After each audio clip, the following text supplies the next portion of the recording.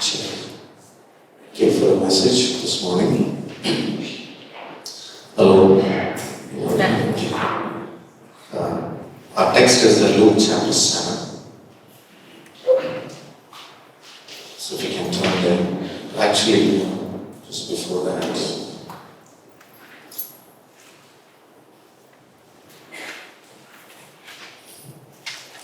Let's turn to Exodus. We'll turn to a related portion in Exodus 19, verse 8.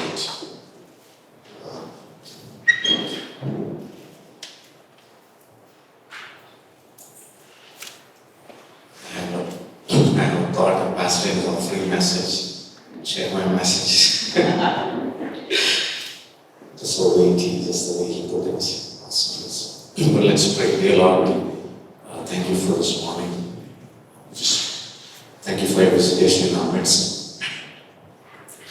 Lord, speak to our hearts. Thank you that it is about what the Spirit says to the church.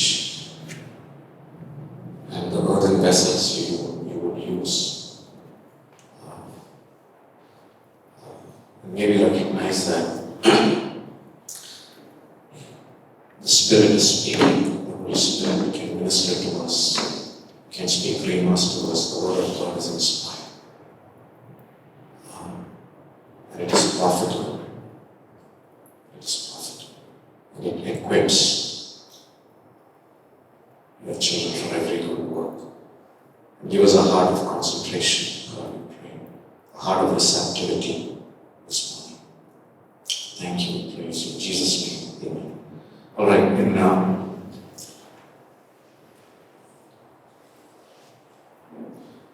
Exodus chapter 19, we have a related portion before we go to Luke chapter 7. The nation of Israel has reached Mount Sinai. And Mount Sinai was a beautiful place. It was not a scary place. We picture Mount Sinai as a scary place, right? Fire and brimstone, those things. But and God spoke to them from verse 4, at least in verse 6. God spoke to them words of grace.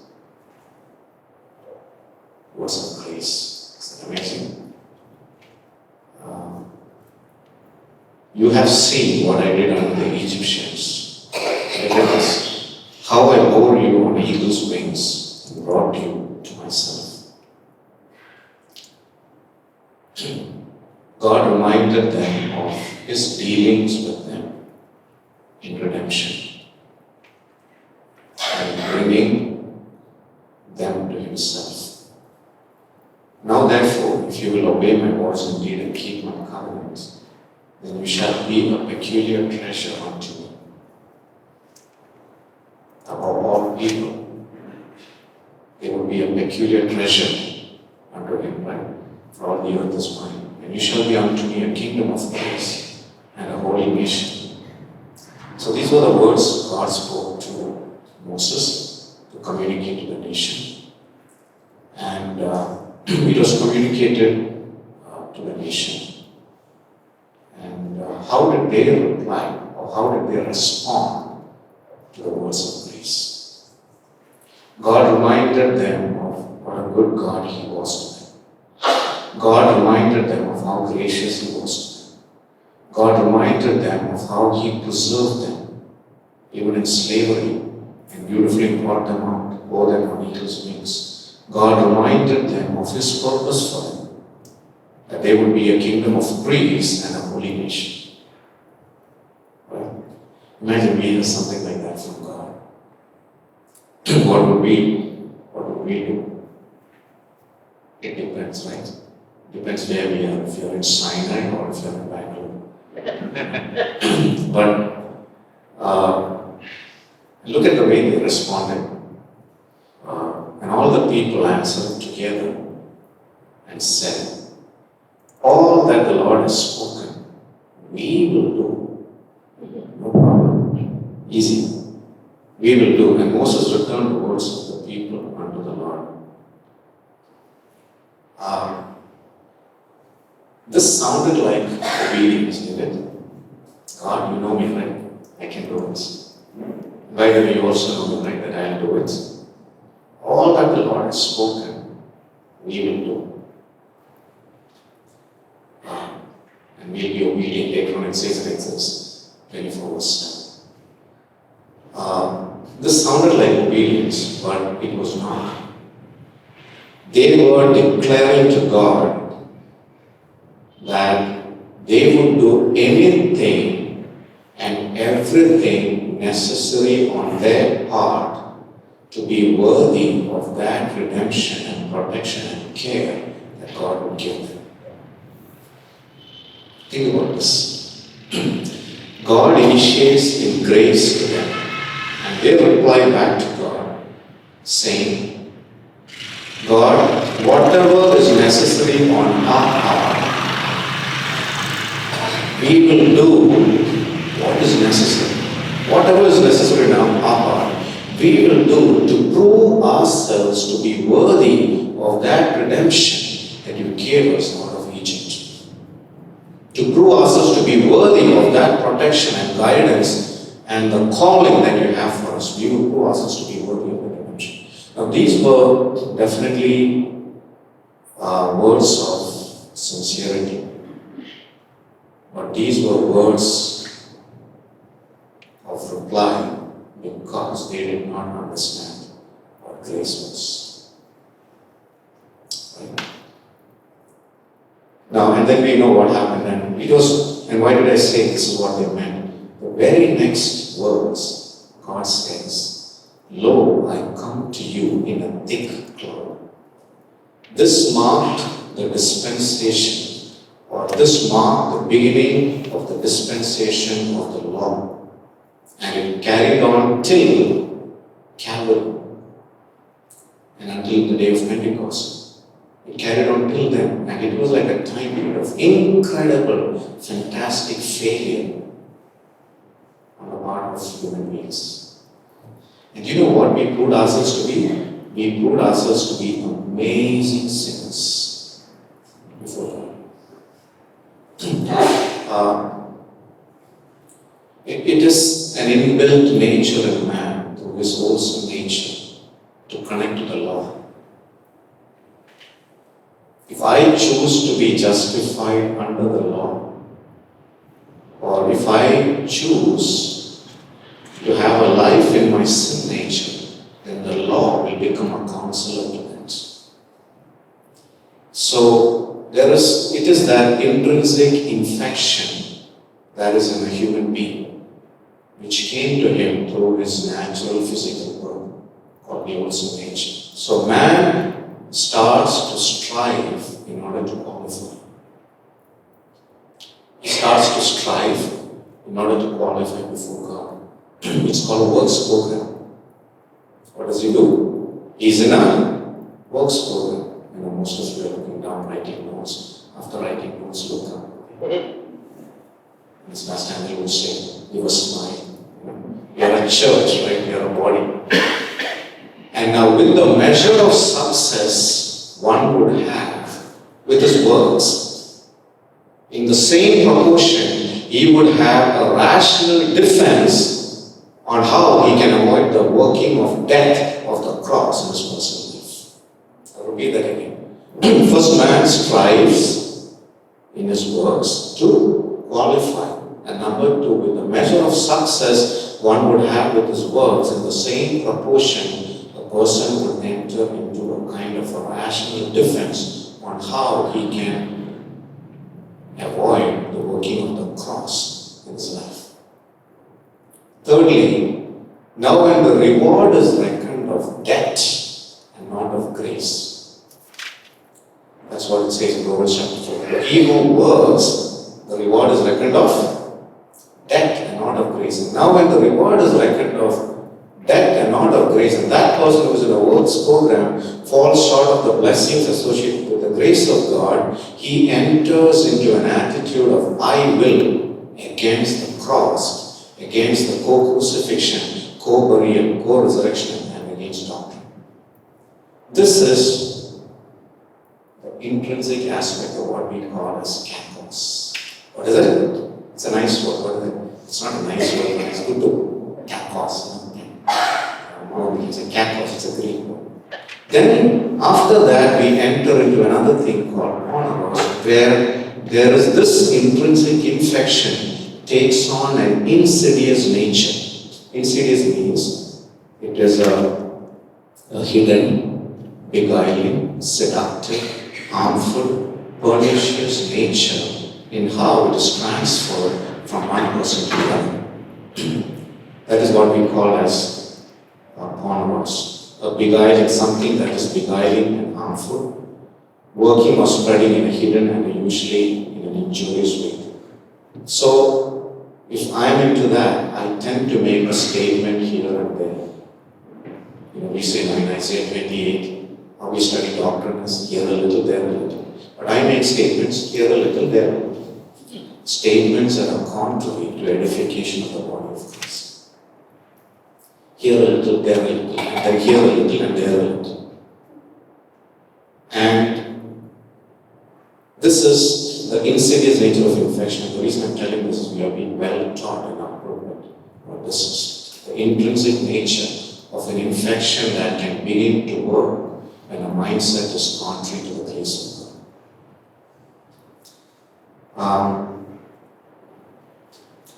Once we discern these things through the mind of Christ and through the operation of the Holy Spirit and through the grace of God, it takes the fear of God to stay away from it. The reason being, it is not possible naturally to stay away from the insidious nature of infection that comes to me. Naturally speaking, it is not possible to stay away from it because what is spoken to me is so appealing because of common connecting points of mutual agreement. And it is not about rationalizing on what I hear and then processing that in my mind, but it's about treasuring the fear of God that will be a safety, an absolute safety net for me from these kind of insidious nature of infections. When I'm reading this first 5 books, and that you can read how the whole thing began. First, Miriam started something. Miriam gave a phone call to Aaron, and Aaron showed up. What's wrong with Moses? He's taken an Ethiopian to be his wife. So it goes in the family. Of course, Miriam became like Snow White she got a nice facial glow. Anyway, got healed. Then it went into the next room. And then slowly it spread into the 250 princes. It went to the spies, it went to the... And then before you know it, God had to do a beautiful miracle called the ground opening. We only see those things in animated movies like Jurassic Park. No, this is real. It did happen. Ground opened up and then it closed. And then when we see later on in Numbers chapter 16, there was a plague that spread. And Aaron had to run with the censer in his hand, and it says he had to stand between the dead and the living with the censer in his hand. Moses told him to do that, and the plague was slain. It happened in a congregation. The insidious nature of infection that spread. Because right there in Exodus chapter 19, they said they are going to prove and strive to be worthy of every favor that God would give to them, rather than simply receiving it by faith and appropriating it in response to that favor that's given to them. Okay? And now we come back to our text in Luke chapter 7. Luke is in the New Testament.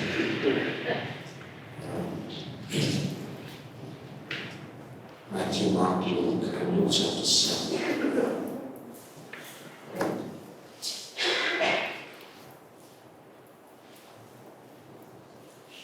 So there is the discernment that we receive through doctrine, through the operation of the Holy Spirit and the grace of God. But it takes, absolutely speaking, and God forbid that we ever lose sight of the fear of God in our lives. Fear the Lord in our heart, right? Depart from me. It shall be health to your bones and to your neighbor.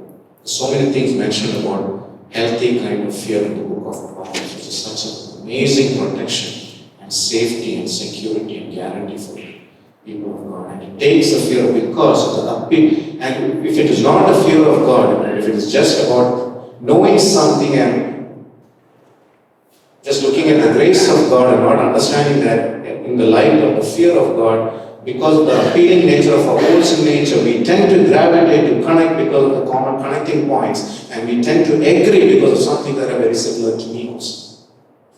But God wants to sever that attachment. What is it? Absolutely sever that attachment, and that can only happen if we treasure the fear of God in our personal lives. Okay, in Luke chapter 7. We will read the text now. Now when he had entered all his saints in the audience of the people, he entered into Capernaum. And a certain centurion's servant, who was dear unto him, was sick and ready to die. Ready to die. And when he heard of Jesus, he sent unto him the elders of the Jews. And what did these elders beseech Jesus? They beseeched him that he would come and heal his servant. And when they came to Jesus, they besought him instantly, saying that he was worthy. Notice this word. He was worthy for him, for whom he should do this. In other words, the centurion was worthy enough for Jesus to come to his house and to heal his servant. Isn't that amazing? Okay, here's the reason. For he loves our nation. What does he do? He loves our nation, and he has built for us what? A synagogue. For he loved, okay, and then, notice this. And Jesus went with them, and when he was now not far from the house, the centurion sent friends to him, saying unto him, Lord, do not trouble yourself. And what did centurion say? For I am not worthy that you should enter under my roof. Wherefore, again look at this, wherefore neither thought I myself worthy to come unto you, but simply say a word, and my servant shall be healed. Okay? Now here are the Jews making a request to Jesus. Jesus, the centurion is worthy because of what he has done. That is the word axios, and it means he has merited something worthy. He has merited something worthy, or he is befitting, or he is absolutely deserving for you to go to his house and heal a servant. Because, see what all great things he has done for the Jews. He loves our nation, and he has built us a synagogue. He has merited something for you. He has merited your entrance into his house. Wow. What is the way Jews thought of it right now? Centurion comes and he interrupts. His friends interrupt Jesus and says, okay, the centurion told us to tell you, Jesus, that he is not worthy. He is not worthy. That is in verse 6. He is not even worthy that you should enter into his roof. And that's another word called kindness. And in other words, he was telling, centurion was telling, Lord Jesus, I am not perfect in character. I am not ample in amount. I am not competent for the occasion. And I am not sufficient in myself for you to actually enter under my roof. Think about this. I'm not fit in character, I'm not ample in amount, I'm not competent for this particular occasion to actually challenge you to heal my servant.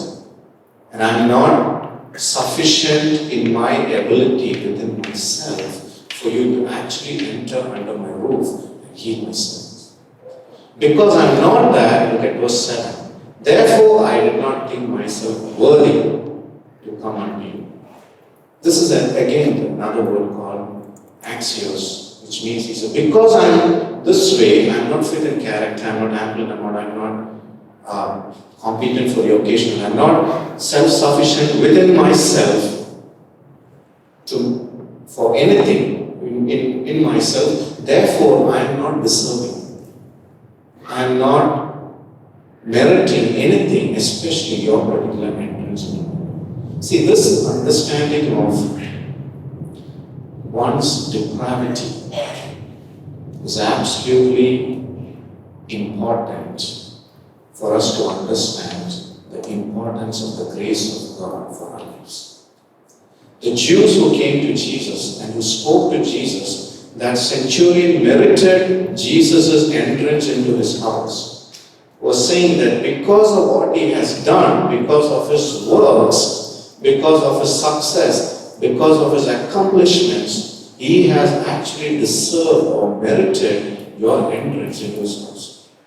Centurion sends people, his friends, and reverses the whole thing, and Centurion says, I'm a totally depraved person.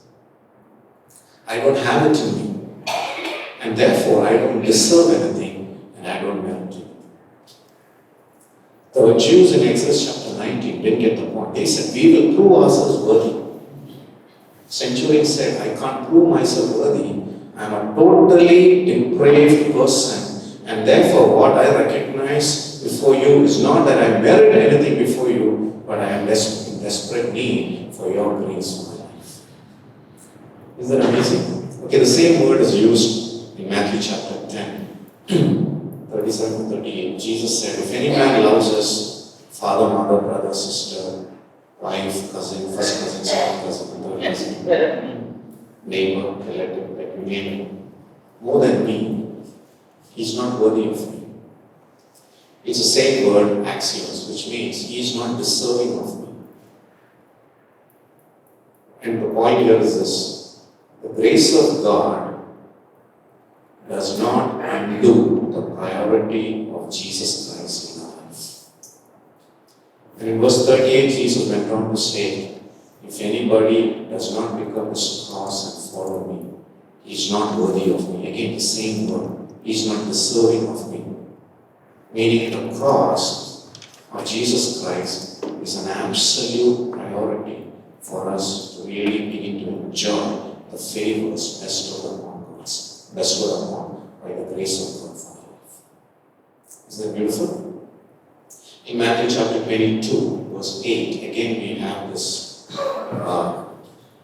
it's a story of a wedding invitation. And many people were invited to the wedding. The king made a wedding for his son and prepared food and everything.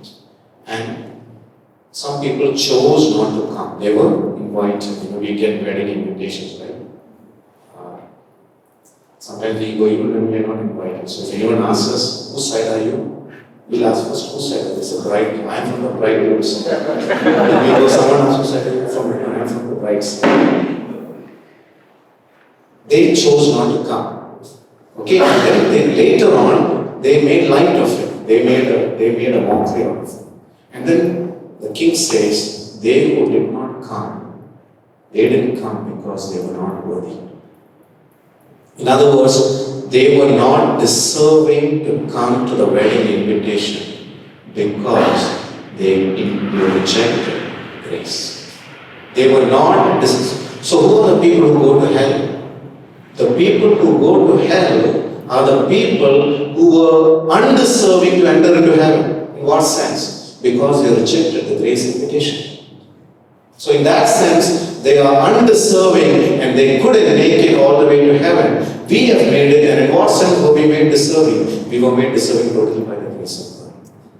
Isn't that beautiful? They were bidden and they did not come because they were not worthy. In what sense? They were not deserving because they rejected the grace invitation to come to the wedding. They had the invitation, they rejected it, and therefore God said they were undeserving. So this word can be used that way also. But I like a particular use of this word in Luke chapter 15. We know that, right? In chapter 15, we have the story of the father, the elder son, and the younger son, whom we call as a prodigal son. He goes to the far country, and in verse 19, he decides, in verse 18 and 19, that this is what he will tell the father. I have sinned against heaven, and I have sinned before you. And I am no more worthy to be called your son. I am no more worthy. It's the same word, Maximus. Make me as one of your hired servants. He reiterates it. Okay, God, I am not worthy. He understood something in this backslidden state. He understood something in his failure, something that the elder son, being with the father, did not understand.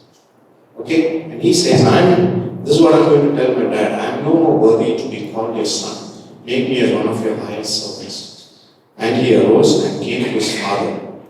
But when he was yet a great way off, his father saw him and had compassion and ran and fell on his neck and kissed him. Okay? And the son said unto him, okay, the father allows him to speak for a while, for a short time. And this is what he said. I have sinned against heaven and in your sight. Then he makes another confession. And I am no more worthy to be called your son.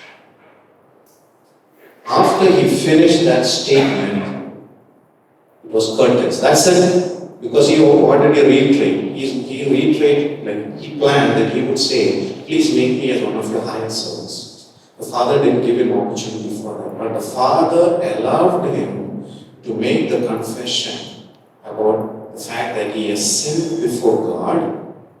But then the father also allowed him to make another confession. What is that?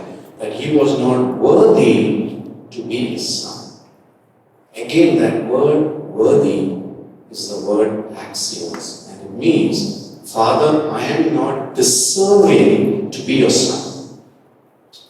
I couldn't merit, I have understood that I couldn't merit anything worthy to be your son. Why did the father allow him to make that confession? The father allowed him to make that confession because it was not because of not understanding this that he went away. That he said, give to me everything that belongs to me.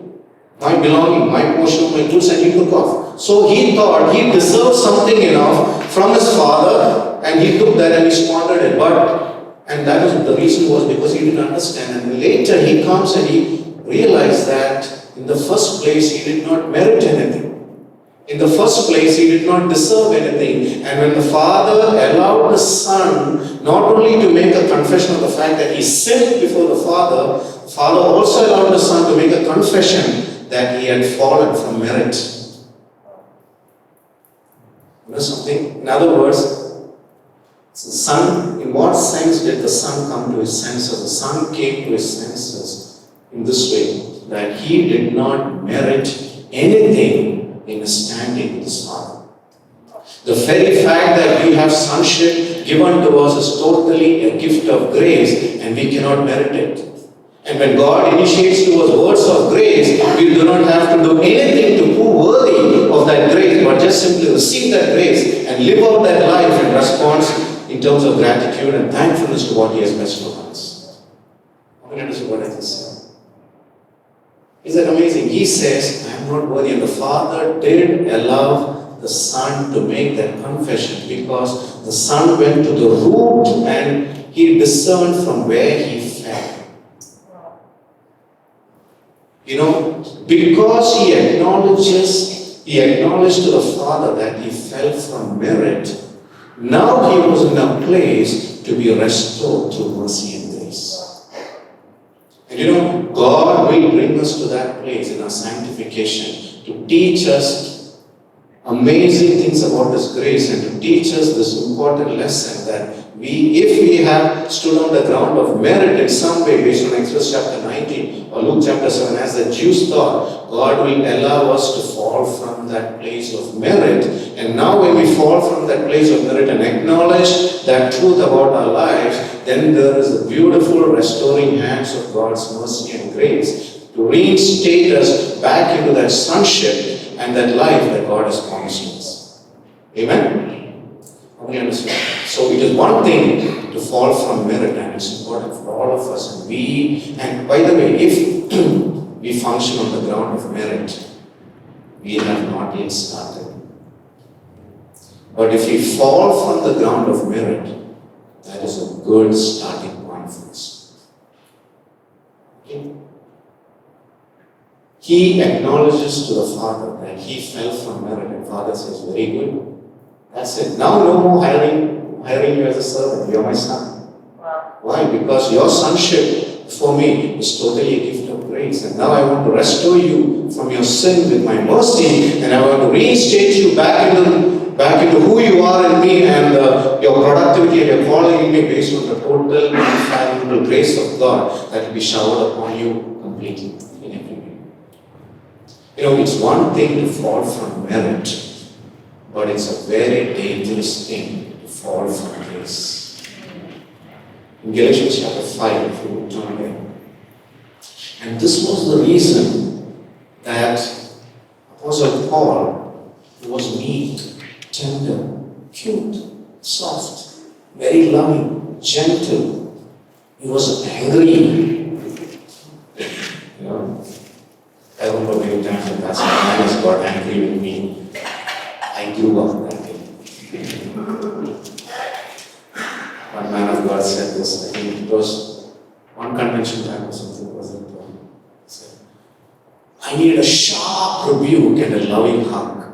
And I thought that it was amazing. He said that in the convention. I need a sharp rebuke and a warm, loving hug. And I experienced so many times like this through the preaching of the word and through the personal counsel of my pastor. That is why, as who said that, Emmanuel said that we can say keep looking unto Jesus, right? Because He's the God of all grace. In Galatians chapter 5, verse 3 it says, for I testify again to every man that is circumcised, that he is a debtor to the whole law. Christ is become of no effect unto you. Whosoever of you that are justified by the law, you have fallen from grace. But we through the Spirit wait for the hope of righteousness through faith. This was what happened. The Galatian heresy was just crazy. It was subtle. It was very subtle. It came in, and there were believers who were learning the grace of God. They were learning what fellowship is. They were learning what edification was. And there was the subtle Judaizers that came because they couldn't handle the fact of somebody growing in the Lord, somebody bearing fruit totally by the grace of God. And they influenced, and the influence was of such an intense nature that these Judaizers also brought with them sharp knives. And many of the gullible people who lacked capacity, who loved God but immature, had a great heart for God but lacked discernment, they fell to the subtlety of these Judaizers, and what happened to them? Many of them got circumcised. Because they thought, okay, I need to get circumcised and keep the law in order to be saved. And Paul comes and says, and that is how the verse 4 would read, putting verse 3 together, the context would make it. Whosoever of you that seek to be justified by the law, you are fallen from grace. Whosoever of you that seek to be justified by the law, Christ has become of no effect to you. Whosoever of you that seek to be justified by works, that seek to put your price up high because of the kind of accomplishment you have had in life, whosoever of you that seek to do that, you have fallen from grace. You know, it's so good for us to fall from merit. That is a fall that God has. God allows in our life for sanctification. Because that is a process of we getting to know the grace of God for us. When we fall from merit, then we have the incredible guarantee of the restoration that is available to us through mercy and grace. When we fall from grace, meaning in spite of grace initiated to us, we reject that and we choose to seek henceforth to be justified by works and accomplishment, then you know what happens? God will tell us, "Lo, I come to you in a thick cloud." Thank God we are in this dispensation of grace. No, it is not like we are not on Mount Sinai, we are on Mount Sinai. So, in closing,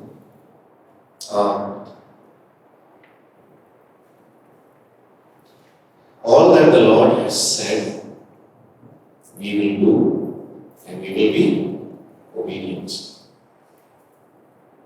But we will do it by His grace, not by works. Amen. We will do it by His grace. And if we have pitfalls in our life, so to speak, stumblings because we crash land from the pedestal of merit, that is so good for us, that is so important for us. Because right when we crash from the pitfall or from the pedestal of merit, we have this restoring arms of mercy and grace. If we are willing to acknowledge, like the prodigal son, I'm no more worthy to be called his son. And God did not allow, his father did not allow him to continue further. His repentance was amazing. He said, "I have sinned." There was repentance toward the father, and therefore there was in his mind he realized that he needed to repent concerning his sin. But he also went to the root and said, "I was living in merit before you. I thought I was sufficient in myself. I thought I was ample in amount. I thought I was fit in character. I thought I was competent for the occasion to face the challenge in the pig's land." It is not so. I'm totally insufficient in myself, and therefore I'm totally undeserving. And Axios from the kindness of Macbeth, totally undeserving, and I cannot merit anything on the ground of works or accomplishment. God said, "You're right on. You're right on, because now it's my arms of mercy and grace that is upholding you, and what I have for you, I'll bring it to its expected end." Isn't that amazing? Thank God we fall from merit. But God forbid we fall from grace.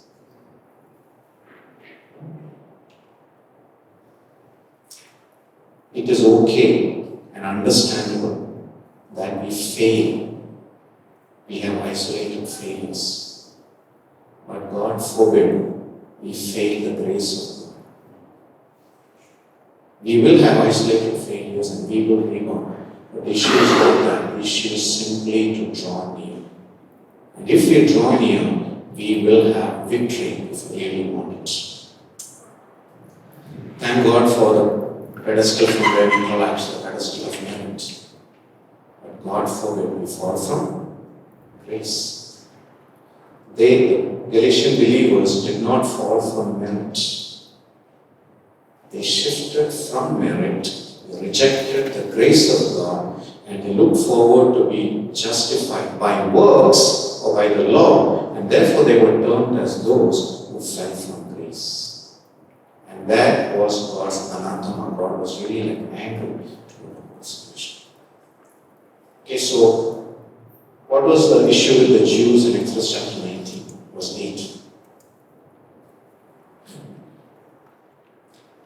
Did they fall from merit or did they fall from grace? They fell from grace. They did not fall from merit. In fact, they sought to be justified by works. God said, "This is my grace for you, receive it. You are my people, you are my holy priesthood, you are my Lord." By the way, the same thing is spoken of the church also concerning the earthly calling in 1 Peter chapter 2. God says, no, those people said, "No, that's all too easy for us, cheap, that's all cheap grace. We will prove ourselves with our muscles, We will prove ourselves worthy of that amazing redemption that you have given us. We will prove ourselves amazingly worthy of that redemption that you have given us." God says, "Okay, lo, I come to you in a thick cloud, And since then they were in England.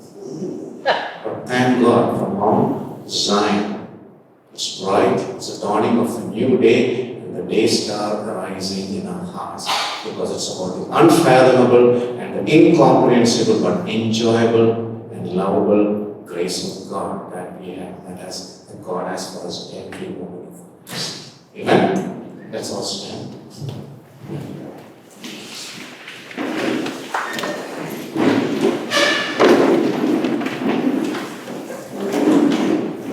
Okay, John the Baptist said this in Mark 1:7, Luke 3:16, Matthew 3:11. I am not worthy to tie his shoes or to worthy to loosen his legs. He said, I am not fit in character. He was a great guy, but I am not fit in character, I am not ample, I am not competent for this particular occasion to really introduce Jesus Christ to the world. I am doing it totally because of some calling that is given to me.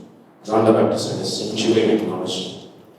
Jews said, he is meritorious, he has merited your entrance into this house because he has built us a synagogue and he loves us. He loves the nation.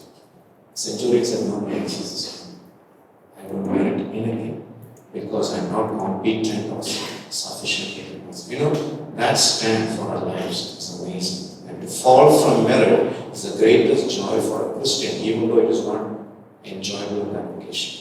Fall from merit is an amazing, joyful occasion for the believer, or even though it is not enjoyable, because we are held by the restoring arms of God's mercy and grace. But not to fall from grace. Not to fall from grace would mean Christ has become of no effect to us. But to fall from merit means you totally held the merciful and the loving and the gracious hands of God. Amen? So let's pray. Father, we pray that you would bless these thoughts of our hearts. The subtle nature of our wholesome nature that Apostle Paul mentions in Romans chapter 7.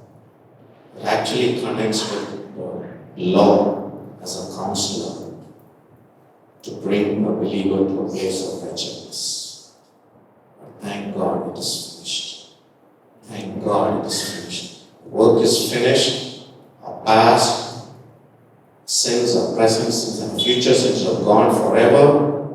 It's forgiven and forgotten, and it's cast into the depths of the sea. And there is no condemnation for those who are in Christ Jesus. And on that ground of grace, we make amazing progress in terms of our relationship and our maturity and our calling.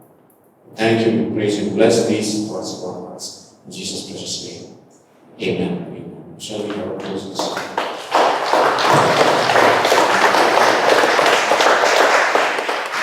Okay, we'll do two things. If there's anybody in this hall who does not have salvation, if you do not know you are saved, would you make that decision today? Don't delay it. Right? Today is not too early. Tomorrow could be too late. So, with every head nice closed, know that the Lord Jesus Christ really loves you. He cares for you. He died on the cross for you. It was for you that He died.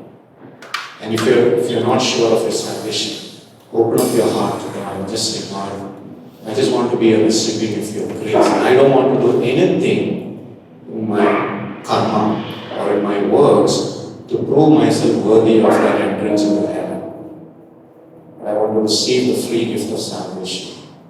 Come into my heart, save me, wash my sins away, take me to heaven after I die. I believe you shed your blood on the cross to pay for my sins.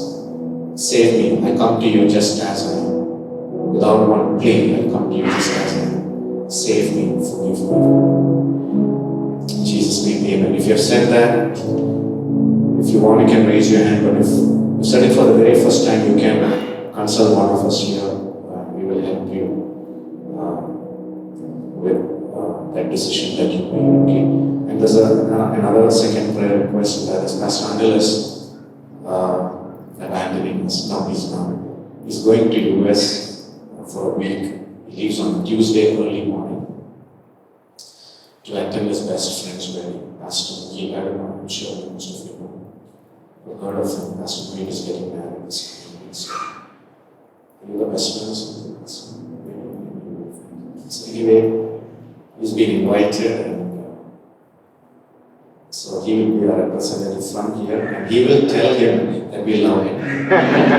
Okay, so Pastor Anil, so let's pray for his Father. We come to you in the name of Jesus, and we just pray, Lord, to give him, to give Pastor Anil great traveling mercies during this time. Cover his health, quicken his body, quicken his spirit, give him great fellowship with Pastor Weaver and the body of Christ there, the elders there, the body there, and really use his communication, use his presence, and even use his smile to build up the body there, and to encourage the body of Christ there. Just bring him back, save his son. And in the meantime, Father, we pray for his wife, Fatima and daughter Lisa. Keep them safe here, provide for them.